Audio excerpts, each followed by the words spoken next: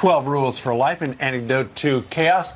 Dr. Jordan Peterson. Doctor, good morning to you. Thanks for making a couch call today. You bet. What do you make of this Drexel professor who's been in and out of the news so often, and now he's blaming that for the cause of the shooting in Texas? I think he's applying his ideological formula to a very complex problem.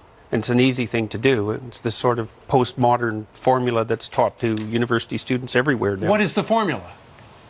Attribute everything to racial disparity and oppression, victimization. Just everything?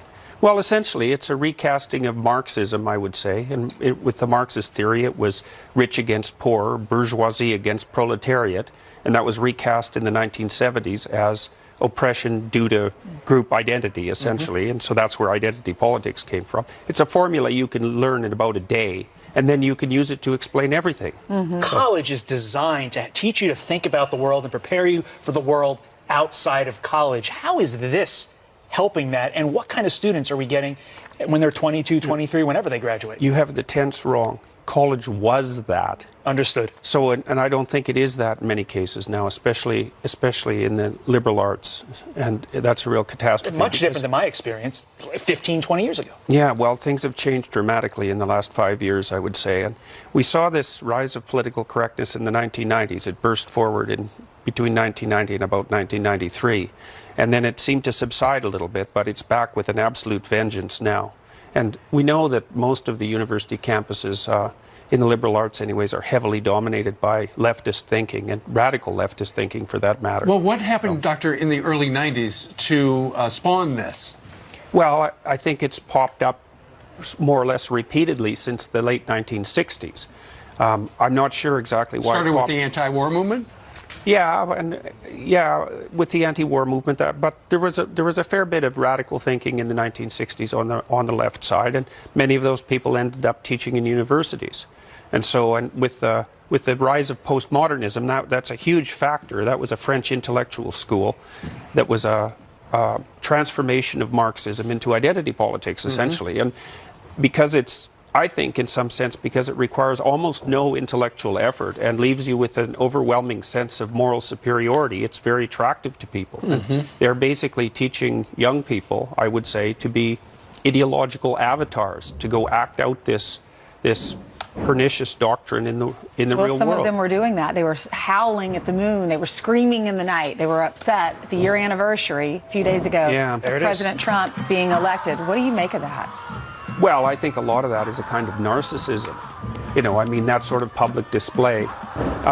It's probably amplified to a great degree by social media and media in general, right? Because this sort of highly emotional display does make a reasonable news clip. But what's the danger here?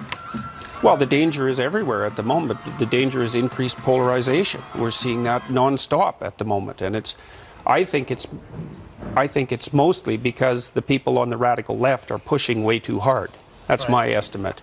You see that in Canada as well as the United States and all around the Western world. I want to ask you this because I live in a very Democratic state, Connecticut, right? Yep. None of my friends would ever operate like this. Now, granted, my friends are older. They find this reprehensible. So I mean, it seems like a lot of Democrats are fired up about this idiocy. Oh, yeah. Well, lots of people who are in what you might describe as the liberal center are very unhappy that the political landscape on the left side has shifted way over to the radical leftist side. That's a very common sentiment now. And I think it's happening faster than people really understand. So it's almost impossible to overstate how influential these postmodern doctrines have become and how they're seeping in now into corporations, mostly through HR departments. I read an article, and it was about Barbara Corcoran, and she was talking about people she hires and doesn't hire. And when she's investing in companies like we see on Shark Tank, she says if you're a victim, she hates the word victim and people who have that victimized mentality, where they are the victim, woe is me. Do you see that more and more? Is that like a millennial thing, or is it... Well, it's a form of justification for the use of power. You know, if you're a victim and you can ascribe moral superiority to yourself, then you're justified in the use of force. And I did a paper with a student of mine who toured the mass graves in Eastern Europe and Yugoslavia with the UN, and we looked at the precursors to genocide, and one of them was an enhanced sense of victimization that allows you to lash out at the hypothetical perpetrators before they before they do anything because you're being victimized. You saw the same thing to some degree in Nazi Germany. Yeah, Hitler. Because, yeah, well, Hitler felt very victimized. yeah, Hitler claimed that the Jews were victimizing Germany, essentially. And so once you're a victim and you have all the moral status that goes along with being a victim, then you can't do any wrong, essentially.